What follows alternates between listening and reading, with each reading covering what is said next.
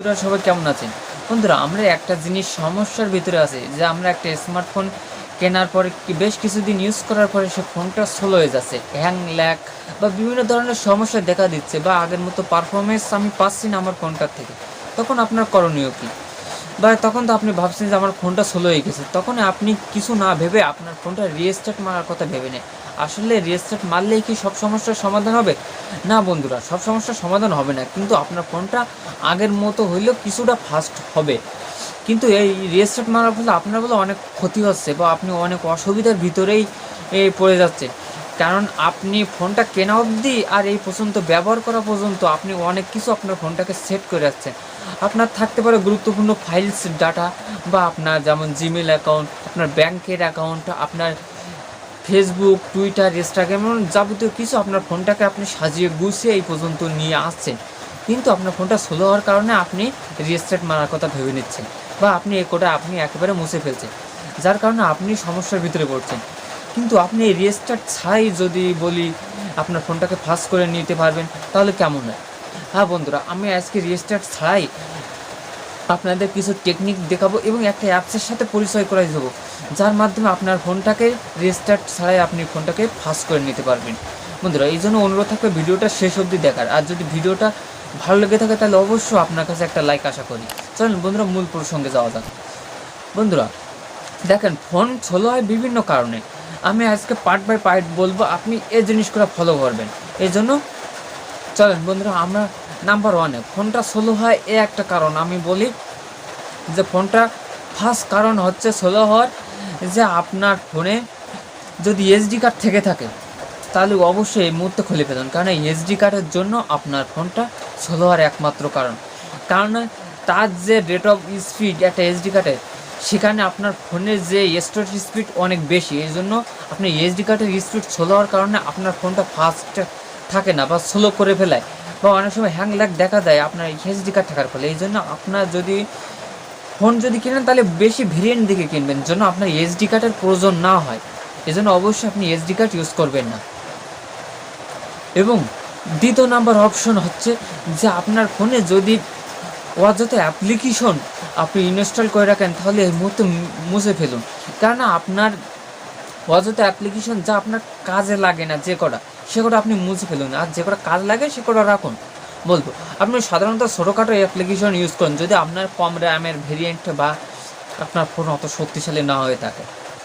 দেখেন, ফোন যতই শক্তিশালী হোক না কেন, আর যতই ভালো হোক না কেন, আর যতই দামি হোক না কেন, ফোন হ্যাং ল্যাগ দেখা দেবে কিছুদিন ইউজ করার পরে।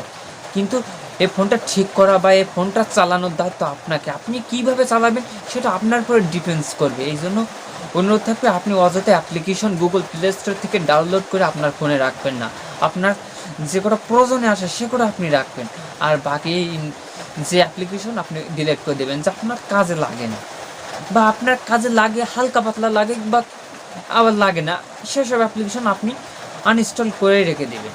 কারণ প্রয়োজনের ব্যতীত আপনি ইনস্টল করতে পারেন, কাজ করার পরে শেষ হয়ে গেলে আপনি আনইনস্টল করে দেবেন। এভাবে আপনি ফোনটাকে ভালো করে সাজিয়ে গুছিয়ে রাখবেন। তো বন্ধুরা, আমি যে অ্যাপ্লিকেশনের কথা বলছিলাম, হ্যাঁ, এই অ্যাপ্লিকেশনটা অনেক একটা ভালো অ্যাপ্লিকেশন। বলবো আপনি যেমন আমরা ফাইল ম্যানেজারে গিয়ে আমরা সেখানে ফোন মেমোরি বা মেমোরি কার্ড আমরা যাই থাকুক না কেন, আপনি সেখানে ফোল্ডার ভিত্তিক পেয়ে যান, হ্যাঁ। এবং সেখানে আপনি একটা একটা ফোল্ডার দেখতে গেলে আমাদের অনেক সময় সাপেক্ষের প্রয়োজন, কিন্তু আপনি এই অ্যাপ্লিকেশনটার মাধ্যমে সেই সমস্ত কিছু একসাথে পেয়ে যাচ্ছেন। যেমন আপনার অডিও গানের জায়গায় ভিডিও গানের জায়গায়, আপনার ইমেজ বা পিকচারের জায়গায় সব পেয়ে যাচ্ছেন, বা আপনি ফোল্ডার ভিত্তিকও পেয়ে যাবেন। আপনি চাইলে আপনার ফাইল ম্যানেজার যে আমি যে অ্যাপসের সাথে পরিচয় করছি তার ভিতরে আপনি ফাইল ম্যানেজারও পেয়ে যাবেন। এবং আমি বেশি কথা বলবো না, আমি সরাসরি স্ক্রিনে যেয়ে আপনাদের এই অ্যাপসটার সম্পর্কে ধারণা দিই, অ্যাপ্লিকেশনটা। এবং আমি সরাসরি এখন গুগল প্লে স্টোরে ঢুকে যাচ্ছি। এবং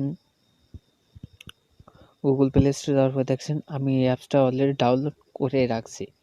এবং আপনি ডাউনলোড করার পরে একটু নিজেই দেখবেন, দেখেন এই অ্যাপসটার র্যাঙ্ক কেমন।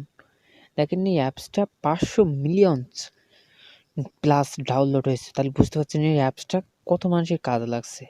অবশ্যই অ্যাপসটা দেখেন অনেক একটা ভালো অ্যাপ্লিকেশন যা মানুষের কাজে আসে।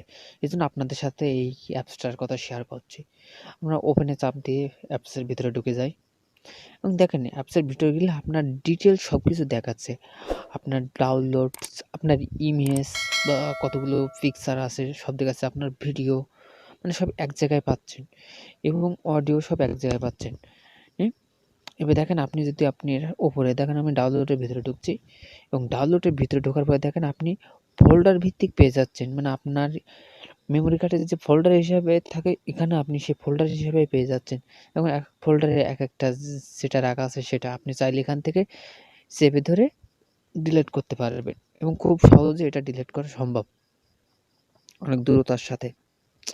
এবং দেখেন এখানে আপনি অনেক অপশন পাবেন। দেখেন আপনি চাইলে এখানে মেমোরি কার্ড বা এসএসডি কার্ড যদি থাকে তাহলে আপনি অবশ্যই এখান থেকে চেক করে নিতে পারবেন। দেখেন আমি এখানে মেমোরি কার্ডের ভিতরে গেলাম, আমার ফোল্ডার ভিত্তিক সব কিছু পেয়ে গেলাম এবং আমি আরেকটা জিনিস দেখাবো এখানে ক্লিন অপশনে আমি চাপ দিলাম। দেখেন ক্লিন অপশনে দেখাচ্ছে আমার মেমোরি কার্ডে কত জায়গা আছে সেটাও আমার দেখাচ্ছে বা আমার ফোন মেমোরিতে কত জায়গা আছে সেটাও দেখাচ্ছে বা এখানে আপনি অনেক সুবিধা পাবেন বলতে হয়। দেখেন আমি এখানে ফ্রি করছে ফ্রি অ্যাপস টেনে সিলেক্ট ফ্রি অ্যাপস আমি এখানে চাপ দিলাম। দেখেন আমার সমস্ত সব কিছু এখানে দেখাচ্ছে এবং আপনাদের আরেকটা জিনিস আমি দেখাই দিই যে আপনি শেয়ার অপশনে চাপ দেবেন।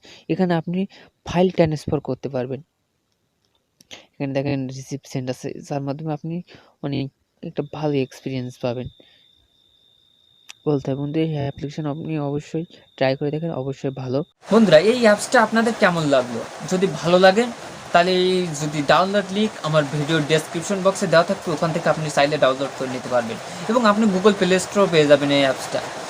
বন্ধুরা তাহলে যদি এই ভিডিওটা যদি ভালো লেগে থাকে তাহলে অবশ্যই আপনার কাছে একটা লাইক আশা করি। চ্যানেল নতুন হলে সাবস্ক্রাইব করে আমাদের পরিবারের একজন সদস্য হওয়ার অনুরোধ রইল। তাহলে বন্ধুরা দেখা হচ্ছে নেক্সট এপিসোডে। আজকের মতো এখানে বিদায় নিচ্ছি।